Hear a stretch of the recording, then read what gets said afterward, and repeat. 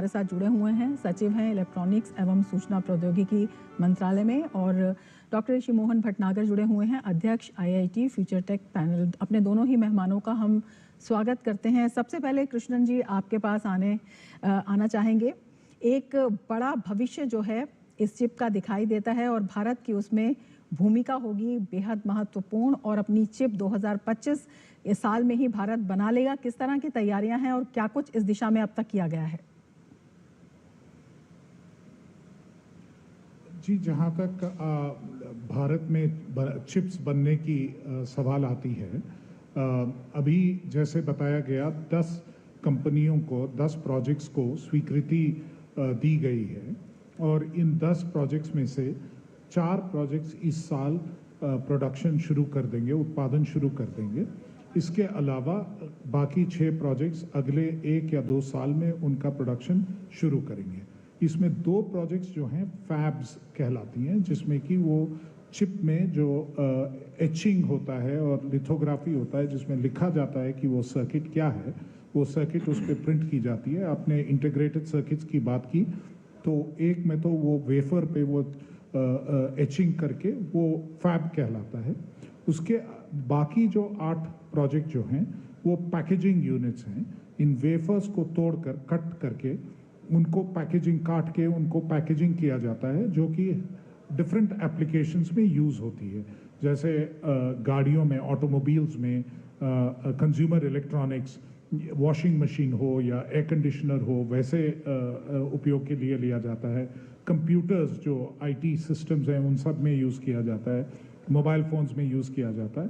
तो ऐसा इनके यूजेस होते हैं। तो इन सब के जो महत्वपूर्ण यूजेस हैं, इन सब के लिए भारत में चिप्स बनने लग जाएंगे, और इसकी कैपेसिटी और इसकी क्षमता अभी भारत में बनाई जा रही है। बिल्कुल, भटनागर जी आपके पास आना चाहेंगे और आपसे समझना चाहेंगे, प्रधानमंत्री ने डिजिटल हीरा कहा है इसे, किस तरह से देखते हैं? उन्होंने ये भी कहा है कि पहले जिस तरह से जो ऑयल था वो ब्लैक सोना उसे कहा जाता था, और वो जो है आर्थिकी का भविष्य निर्धारित कर रहा था। अब जो समय है वो सेमीकंडक्टर चिप्स का है। देखिए, जब अगर हमें विश्व गुरु बनना है तो टेक्नोलॉजी में स्ट्रेंथ सबसे ज़्यादा इम्पॉर्टेंट है। और जिस समय 2014 में प्रधानमंत्री ने कार्यकाल संभाला था पहली बार, उस समय जब वो रिव्यू कर रहे थे तब ये देखा गया कि जो चिप मैन्युफैक्चरिंग में, चिप डिज़ाइन में हर एक चीज़ हम बाहर पे निर्भर हैं, वो हमारे लिए एक बहुत बड़ा सिक्योरिटी थ्रेट है। चाहे वो हमारी डिफेंस में मिसाइल्स हों, चाहे वो हमारे मोबाइल हों, चाहे वो हमारे टेलीकम्युनिकेशन इंफ्रास्ट्रक्चर हो, उन सभी के अंदर इलेक्ट्रॉनिक चिप्स लगे हुए हैं, और सभी हम आयात करते थे। आज जो हमने आज अनाउंसमेंट देखी है, मतलब मैं अभी 1 हफ्ते पहले पंजाब इंजीनियरिंग कॉलेज गया था, जहाँ फैब की लैब्स थी। उससे पहले मैं IIT कानपुर गया था, वहाँ भी फैब का पूरा एक कंप्यूटर सेंटर था। इलेक्ट्रॉनिक्स एंड कम्युनिकेशन इंजीनियरिंग में क्या सब्जेक्ट्स पढ़ाए जाएँ, हमने एक बहुत समय से इस चीज़ की तैयारी करी थी। और फर्स्ट टाइम दिवाली का दिन था 2018 में, जब IIT मद्रास में प्रोफेसर कामाकोटी की तरफ से एक अनाउंसमेंट हुई थी कि उन्होंने इंडिया की शक्ति चिप को डिज़ाइन किया है। और उसको देख के मैंने उनको एक कांग्रेचुलेटरी लेटर लिखा था कि आपने देश को जो गिफ्ट दिया है दिवाली पे, वो शायद कोई समझ ना पाए कि कितनी बड़ी उपलब्धि है। कहने का मतलब ये है कि जो आज अनाउंसमेंट होके हम 2025 में चिप अनाउंस कर रहे हैं, उसका नींव 2014 से ही प्रधानमंत्री जी रख चुके थे। बिल्कुल, लगातार काम किया जा रहा है, और इसीलिए जो उपलब्धि जो है वो हासिल की गई है। आगे भी जो उपलब्धियों की यात्रा जो है वो तय करनी है। कृष्ण जी आपसे समझना चाहेंगे, जिस तरह से लक्ष्य रखा गया है, बड़ा लक्ष्य है, अहम लक्ष्य है, और भविष्य को देखते हुए काफी महत्वपूर्ण हो जाता है, किस तरह से देश में इसके लिए एक इकोसिस्टम बनाया जा रहा है? This is the corporate language translator. So when you say this, they hear this. And that's how you make your own. जैसे आप कहें, जब भी भटनागर साहब बता रहे थे कि उन्होंने अलग अलग IITs में फैब्स का लैब देखा था, वो मीटी हमारे मंत्रालय के तरफ से 6 IITs और 1 इंडियन इंस्टीट्यूट ऑफ साइंस में लगाए गए हैं। इसी तरह जो शक्ति प्रोसेसर जो बन रहा है आईआईटी मद्रास में, और वेगा प्रोसेसर जो सीडैक त्रिवेंद्रम बना रहे हैं, वो भी मेटी के प्रोग्राम से ही बन रहे हैं।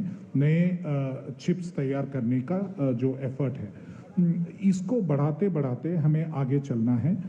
हम 76,000 करोड़ जो है यही लागत लगी है ISM 1.0 वाले प्रोग्राम में, और इसको आज हम पूरी तरह से करीब 100% कमिटमेंट उसमें हमने ले लिया है। इसी में ये 10 प्रोजेक्ट आ रहे हैं। सेमीकंडक्टर लैब मोहाली का मॉडर्नाइजेशन का प्रोजेक्ट है, और डिज़ाइन लिंक्ड इंसेंटिव स्कीम भी इसी के अंतर्गत आता है। अब अगले फेज में आज प्रधानमंत्री साहब ने हमको आदेश दिया है कि अगला जो ISM 2.0 है उस पे जो काम चालू किया गया है उसको शीघ्र ही एक फाइनलिटी पे लाया जाए, और ISM 2.0 प्रोग्राम भी बनाकर देश को समर्पित किया जाए। तो प्रधानमंत्री जी के इस आदेश पर हम आगे काम कर रहे हैं, और जो आज 10 कंपनी हैं वो और भी बढ़कर हमारा जो इकोसिस्टम है उसको भी बढ़ाया जाएगा। जैसे फैब्स और ATMP जो assembly testing marking and packaging plants होते हैं जो चिप्स को पैक करते हैं, इसके अलावा जो बाकी सारा इकोसिस्टम है उस पे भी महत्वपूर्ण अटेंशन दिया जाएगा। खासकर इक्विपमेंट मैन्युफैक्चरर्स जो ऐसा इक्विपमेंट तैयार करते हैं चिप्स बनाने का, और जो मटेरियल सप्लायर्स, करीब 500 किस्म के मटेरियल्स की ज़रूरत पड़ती है, केमिकल्स की ज़रूरत पड़ती है, उसका जो इकोसिस्टम है वो पूरा देश में लाना। टेस्टिंग का जो मैकेनिज्म है वो टेस्टिंग का सप्लायर्स को भी देश में लाना, ये पूरा इकोसिस्टम बनेगा। यही ISM 2.0 का ओवरऑल विजन है, और ये सब बनाने से देश में एक सेल्फ सस्टेनिंग और एक रेजिलिएंट सप्लाई चेन बनेगा सेमीकंडक्टर्स का। और जो देश की सुरक्षा की जो बात हो रही है और आत्मनिर्भरता की जो बात हो रही है, कुछ हद तक इसको हम अचीव कर पाएंगे इसके द्वारा। बिल्कुल कृष्णन जी, इसी संदर्भ में आपसे पूछना चाहेंगे, ये जो तमाम प्रयास हो रहे हैं और तमाम क्षेत्र जो बताए जा रहे हैं, सेमिकॉन 2025 चौथा इस तरह का सम्मेलन है, और अब तक का सबसे बड़ा सम्मेलन जो है इसे बताया जा रहा है। क्या कुछ खास इसमें रहेगा? किस तरह से जो देश विदेश से पार्टिसिपेंट्स आ रहे हैं उनके साथ किस तरह का संयोजन रहेगा, किस तरह के सत्र रहेंगे, ये भी आपसे जानना चाहेंगे। ये जो है कोलैबोरेटिव एफर्ट होता है, ये जिसे कहते हैं ग्लोबल वैल्यू चेन है। एक ही देश में सारा चीज़ नहीं बनता है, अलग अलग देश में बनके एक साथ मिलके आता है। डिज़ाइन कहीं होता है, मटेरियल्स कहीं से आते हैं, जो फैब है वो एक देश में होता है, और जो पैकेजिंग है वो अलग देश में होता है। इसको कुछ हद तक हमारा शेयर जो है इस सेमीकंडक्टर वैल्यू चेन में अभी बहुत कम है। इसको बढ़ाना, और इसको बढ़ाने के लिए और देशों के साथ सम्मेलन की ज़रूरत है, उनके साथ मिलकर काम करने की ज़रूरत है। और आज सेमिकॉन 2.0 जो यहाँ पे ये समारोह हुआ था, इसमें बहुत सारे देशों से और बहुत सारे विश्व के बड़े बड़े कंपनी से CEOs और ऊपरी स्तर के एग्जीक्यूटिव्स उन्होंने भाग लिया, और उन्होंने आके बताया कि वो कैसे हमारे भारत में जो सेमीकंडक्टर इकोसिस्टम बन रहा है उसमें कैसे वो भागीदारी देंगे, कैसे उसमें पार्टिसिपेट करेंगे, और क्या क्या देश के लिए वो करेंगे और कैसे इन्वेस्ट करेंगे, ये सब की बात उन्होंने की है आज। और बहुत ही महत्वपूर्ण तरीके से ये हमारे design ecosystem, semiconductor design ecosystem को सपोर्ट करने के लिए एक नया कैपिटल अलायंस भी आज उसका उद्घाटन हुआ। सेलेस्टा कैपिटल के श्रीराम विश्वनाथन जी ने उसका अनाउंसमेंट किया था आज, इसका भी जिक्र पहले हुआ था। इससे करीब प्राइवेट इन्वेस्टमेंट, मतलब निजी क्षेत्र से और विदेशों से भी जो इन्वेस्टमेंट है, करीब सेमीकंडक्टर डिज़ाइन स्टेज में उन्होंने $1 बिलियन का कमिटमेंट दिया है। तो इसके माध्यम से बहुत सारा एक्साइटमेंट है। आज जैसे हम ये सेमिकॉन में देखें तो बहुत देशों से यहाँ पार्टिसिपेंट्स आए हैं, उन सबको ये उम्मीद है और उन सबको ये अभी विश्वास पैदा हुआ है कि भारत में ये सेमीकंडक्टर इकोसिस्टम पूरी तरह एस्टैब्लिश हो सकती है और इसमें वो मिस आउट नहीं करना चाहते हैं, उसमें एक भागीदारी वो रहना चाहते हैं। आज उनको ये जो विश्वास है उनको मिला है। आज प्रधानमंत्री जी के भाषण में भी उन्होंने यही बात बताई कि इंडिया में जो ट्रस्ट और बिलीफ जो है ये उत्पन्न हुआ है और ये ट्रस्ट और बिलीफ ही सेमीकंडक्टर इंडस्ट्री का आगे जो देश में जो इसका उन्नति होगी उसकी जो नींव है वो इसी के आधार पर होगी। बिल्कुल। भटनागर जी, आपसे समझना चाहेंगे, जिस तरह से कृष्णन जी भी बता रहे हैं कि जो भविष्य की कार्यप्रणाली है उसकी जो नींव है, जो आज का कार्यक्रम है उसमें बेहद महत्वपूर्ण साबित हुआ है। आपसे भी यही समझना चाहेंगे, जिस तरह से सेमीकंडक्टर की डिमांड है आगे और भी बढ़ने वाली है और जिस तरह से अभी इस दिशा में तमाम जो देश हैं वो इसमें अपना जो है पार्टिसिपेशन चाहते हैं, अपने देश में वो चाहते हैं कि इस तरह का निर्माण हो या वो भी इस रेस में आगे आए। ऐसे में भारत के प्रति जो निवेशक हैं या अन्य देश हैं जिनके साथ कोलैबोरेशन किया जाएगा, उस विश्वास की जो वजह है वो कितनी मजबूत है? देखिए, विश्वास की जो वजह है वो है हमारा जो पॉलिसी में जो एक स्थिरता है और राष्ट्रीय जो नेतृत्व है उसमें क्षमता और उसका जो प्रयास है वो सबसे बड़ा एक है जिसकी वजह से सारी इंडस्ट्रीज आ रही हैं।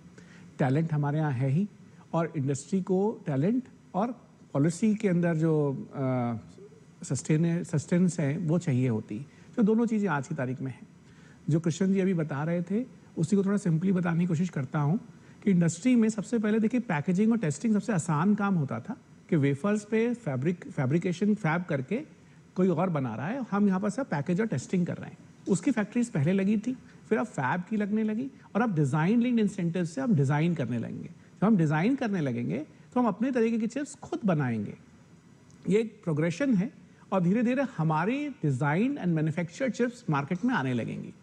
जब पहले production and incentive scheme mobile के लिए और टेलीकॉम इक्विपमेंट्स इन सब के लिए शुरू किया गया था, उसके अंदर एक स्कीम में पार्ट था कि आप इन हाउस कंपोनेंट्स कैसे करेंगे, इंडिया में बने कंपोनेंट्स कैसे ऐड करते जाएंगे ताकि हिंदुस्तान में बाकी कंपोनेंट्स मैन्युफैक्चरिंग स्टार्ट हो पाए, जो कि एक मेजर चैलेंज हुआ करता था किसी भी प्रोडक्शन एंड इंसेंटिव स्कीम को करने में। अब जब डिज़ाइन यहाँ पर होगा और यहाँ पर मैन्युफैक्चरिंग होगी तो हम अपने जो बाकी कंपोनेंट इकोसिस्टम है उसकी प्रोडक्शन भी इंडिया में लेकर आ पाएंगे और उसके अंदर भी ग्रोथ होगी। नो डाउट फ्यूचर के लिए टेक्नोलॉजी और टेक्नोलॉजी के लिए सेमीकंडक्टर जो चिप्स हैं वो तो इम्पॉर्टेंट हैं।